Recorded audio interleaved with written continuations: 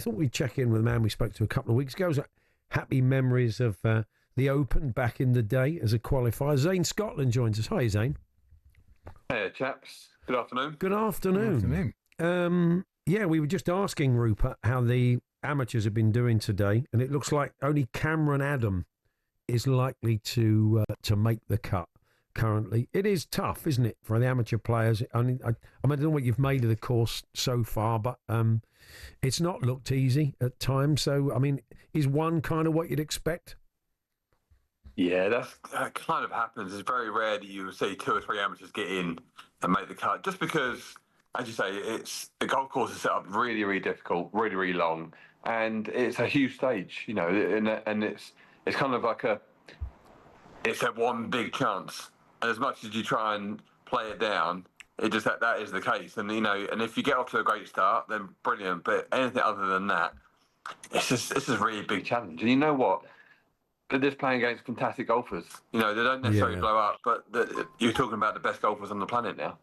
And do you find sometimes, I don't know, there's 2 ways that can go. You can be inspired by that and think, well, I'm playing without pressure because, you know, I've got nothing to lose. I'm not going to beat these guys. But are you intimidated by that? Yeah, I think all the amateurs now, they're very well aware that it's a massive opportunity for them to forward their careers. Amateurs now are not really, none of them want to be an amateur forever. Everyone wants to be a professional. And I know that this is a big chance. So with that comes that added pressure. But then, you've got different characters. Now, some characters want to get alongside Rory McIlroy, Scotty Scheffler, and feel, right, I'm here shoulder to shoulder. But I mean, that's few and far between. Like when Rory turned pro, that was his attitude. Yeah. He was just no doubt in his mind that he was going to go on and do what he's done here. But that's not the same for everybody else. Other people get there, but maybe not to Rory McIlroy's heights, but take a slightly different journey. It's a bit, you build up and, do learn the trade and so forth. So it does actually really depend on the character. Who was your 3-ball back? Was it in 1999? Who did you go out with, and were you intimidated by that? No, you know what? I was so young. I was only 16. I don't think I didn't know what I was doing, to be honest with you. If I'm being really honest, I was playing with another qualifier, a guy called Lee Thompson, nice chap, PJ Pro, and then a chap called Warren Bennett, who was a good European Tour player and went on to win on the tour. But I'll tell you how laid back I was. We played the first round and we come into the recorder's hut and we're in there and I was doing Warren's card. So, you do your playing partner's card and you switch. And we got into the recorder's hut. I said to Warren, what did you make? Just checking. What did you make on the first? He went, I made a 4 on the first. And I was like, Warren, what did you make on the second? He went, 5. And he went to me, you haven't done the card, have you? I went, no. Oh no, dear. Were they good to you as you were a young lad, or were they trying to get inside your head? No, they were really good. I mean, even before the week, I got to chat to Tiger Woods on the range, and Gary Player came up to me, and I chatted with Payne Stewart. To be honest, I think the pros don't really feel, they don't try and get in the amateurs' heads, because if they're being really honest, they kind of think they're probably not going to win, and they're not taking money out of my pocket. So the pros are kind of okay with the amateurs being there. They never really try and give them too much of a hard time. Because it did come a bit of a story, then, because you were so young, you're the youngest qualifier. I think you still are, aren't you? Are you still the youngest qualifier for the Open? Yeah, youngest one to go through the pre-qualifying system. Yeah, right. So, it was a bit of a story at the time, wasn't it? So you went in with a little bit of notoriety. Yeah, a tiny bit. I was quite a good player, but being so young, I didn't know that I wasn't supposed to do that. So when I went to the qualifying, I was just thought, you should shoot a couple of 3 good rounds and you get in. And then I did that, and then all the newspapers and reporters turned up to my qualifying venue, and I was thinking, what's all the fuss about? I'm doing what I was supposed to do.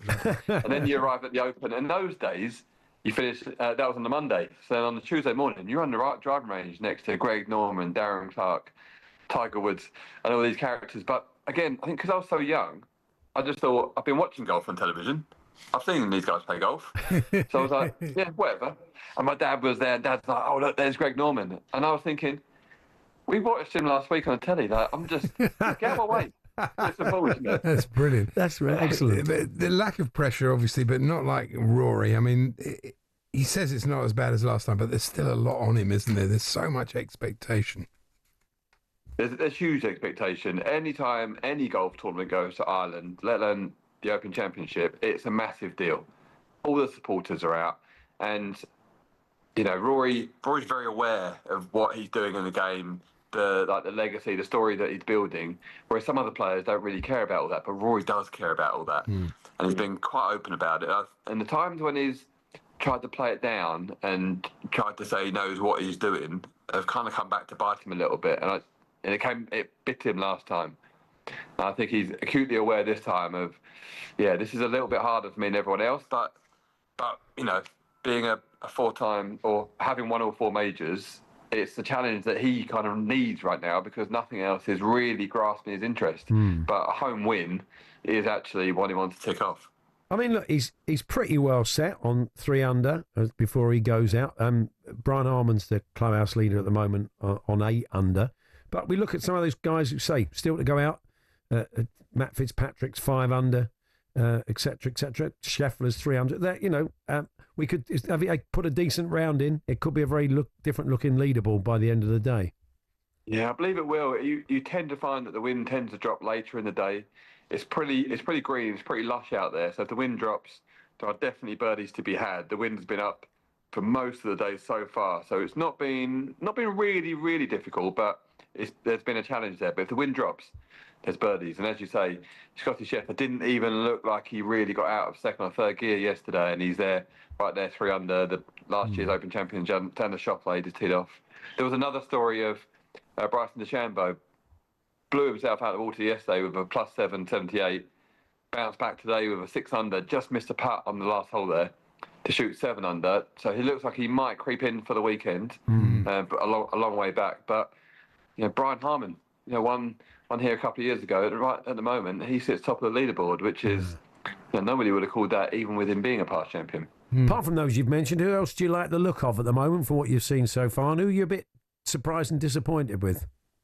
I think Bryson's the first one I'd be very disappointed with, to be honest. I really thought that he would press on. He was probably the 2nd or 3rd favourite, really. But it's so hard to get away from the big names.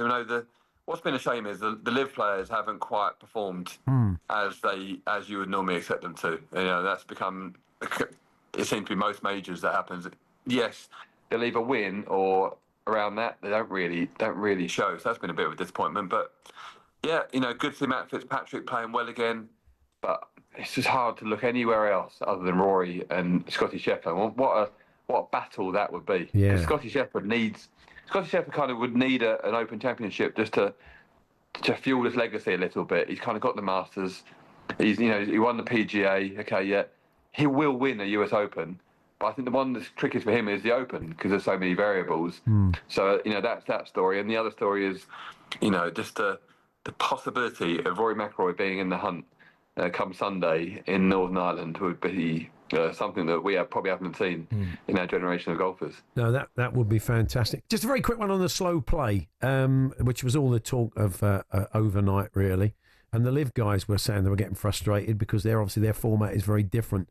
Yeah, I mean, what are you made of that? I mean, do they need to do something about it? The players don't seem to care because they know they're not going to get penalised particularly.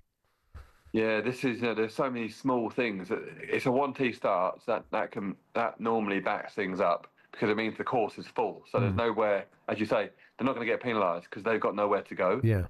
But it's a tough golf course. But Rory McIlroy and Justin Thomas nearly 6 hours. Yeah. Which is just absolutely painful. We did commentary at St Andrews a couple of years ago. Ended up having to go off air when Tiger was on the 14th once because it was so slow. There's just so many people walking with every group, and they've all kind of got the players move out of the way, and all the people have to move out of the way as well.